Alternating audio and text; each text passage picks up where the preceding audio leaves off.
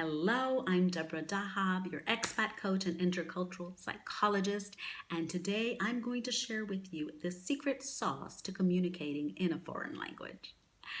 This content is also part of my Master Your Move program. I give you just a sprinkle of it, also my courses. So if you want to get more information about my services, please look below for the relevant links and in the comments too. Now let's get straight to it. Communication is key, right? Many people who move to a different country, one of their most important concerns is regarding communication. Now, while people really sometimes focus on the wrong things, and I'm going to tell you what they are in a minute, I'm going to also share what to focus on first and the most important thing about communication. Now, if you think that communication happens when you speak the right words, when you say the right words with the right grammar, the right construction, I'm sorry to say you're wrong. We communicate in many different ways, and the how we communicate is a lot more important than the what we communicate. Meaning, the content of our communication is a very small part of the overall communication process.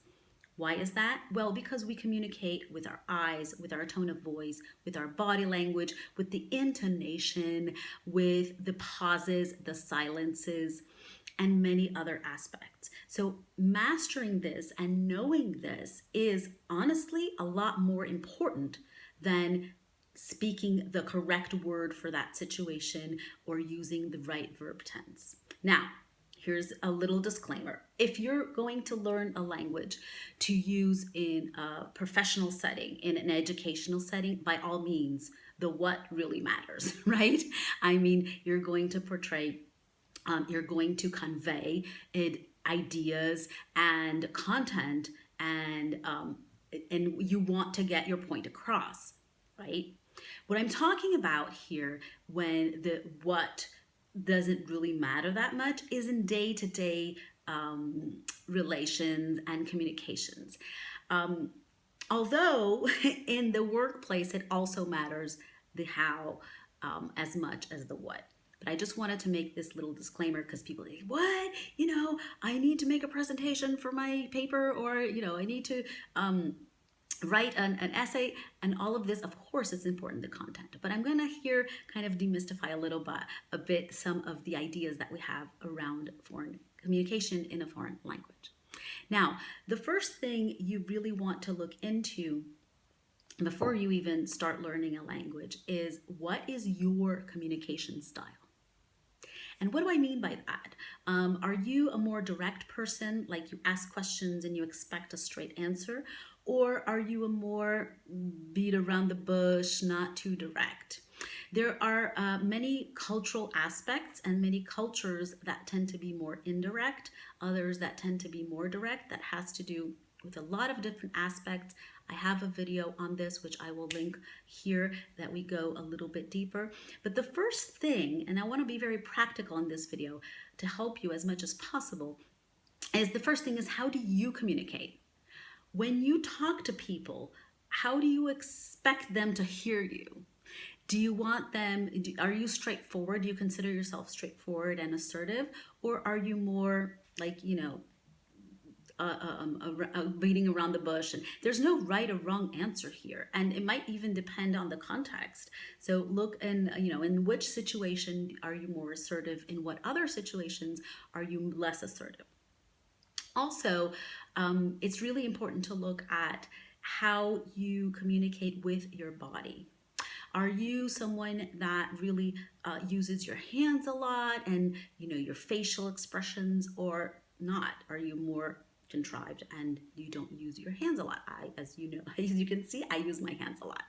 Why is this important? Because, as I mentioned in the earlier parts of this video, communication is all about body language, intonation, and the way you approach people in a foreign language will really be important for their interpretation of what you're saying, and therefore how they will respond to your communication.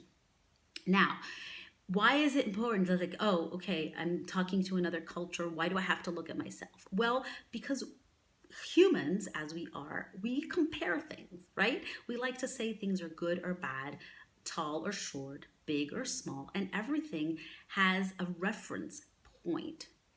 And if we don't know what our reference point, what our measuring stick is, we can't say that we think someone is straightforward or not because we don't know what we're comparing it to. Now, if you are mindful and very aware of how you communicate, you have a baseline to compare it with. So that's why we start with ourselves. And we can also tap into whatever is different from our style of communication. And again, this has to do with our personality, with our bringing, but also with our culture. Whatever is different from our style of communication tends to annoy us. So if you're a straightforward person, if you like straight answers and you're dealing with someone who is beating around the bush and not giving you straight answers, chances are you're going to be annoyed. You're going to be irritated and frustrated because it's a different way of communicating. Now, when you're in a new culture, in a new country, in a new language, by definition, it's going to be different from you. So it's really important to know where you're coming from linguistically and communication style wise, so you can really monitor your emotions and think about what about this person telling me is perhaps making me frustrated. Is it really the fact that I don't understand what they're saying, or is it the fact that they're not giving me an answer? So this is something to think about. So the first step is really to understand your communication style. The second step is to research about the communication style of the country and the culture you're going to. Now, there are many different ways to do it. There are many different references. I am going to link below the video that I talked about this in more depth. But basically, there are cultures that are more straightforward. I'm going to give you some examples, but they're not limited to these examples. Let's say more Anglo-Saxon, so Germany, Northern Europe in general, the United States, Canada, some other Eastern European countries. They are very straightforward and boom, boom, boom, straight to the point. Other cultures, and then we say that's the direct style. Other cultures, like some Asian countries, some South American countries, some Southern European countries, they're more indirect. So what does that mean, for example? It means that perhaps someone that you're hiring for a job or for a service in these countries that have this indirect style, they won't tell you no. They will tell you many other things, but they won't tell you, no, I can't do this, or no, this is not possible, or whatever, because they're not used to this directness. That's not how they function. And that can get people who use the direct style pretty frustrated because they never get a straight answer. And it all boils down to knowing who you're dealing with and where you're coming from. So I hope this tip and these reflections help you in engaging better in the communication process and knowing that it's not about the grammar, about the words. It's more about the how than the what. I hope this was helpful. If you want more information about the Master Your Move program and my courses and my services, please look in the relevant links below and get in touch if you have any further questions, or send in the comments. I would love to hear from you, and I will see you next time.